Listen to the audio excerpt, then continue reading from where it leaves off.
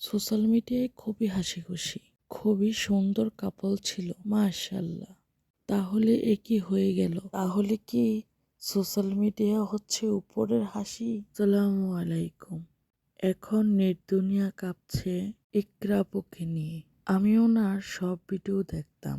ওনাকে নিয়ে অনেকে হিংসেও করতো, কারণ ওনার অনেক ভালো একটি কাপল ছিল জানা মতে। হঠাৎ নিউজ ফিড ঘাঁটতে ঘাঁটতে ওনার মৃত্যুর সংবাদ শোনার পর আমি যেন আকাশ থেকে পড়ে গেছি। ইন্না লিল্লাহি ওয়া ইন্না ইলাইহি রাজিউন। সামাজিক ব্যাধি হচ্ছে পরকীয়া। জাস্ট ভাবতে পারছি না। ভালোবাসার বিয়ে, তারপর সন্তান, তারপর এত বছরের সংসার, এরপরও পরকীয়ার মতো এত বড় অপরাধ। নারী হয়ে আমরা নারীরাই নারীদের জেনে শুনে বিবাহিত পুরুষকেই লাগবে প্রেম করতে। এই পরকীয়া কেড়ে নিল এক সন্তান থেকে তার মাকে। এসবকে কি ভালোবাসা বলে? জীবন নষ্ট করাকে কি হবে রিজিকের এখন?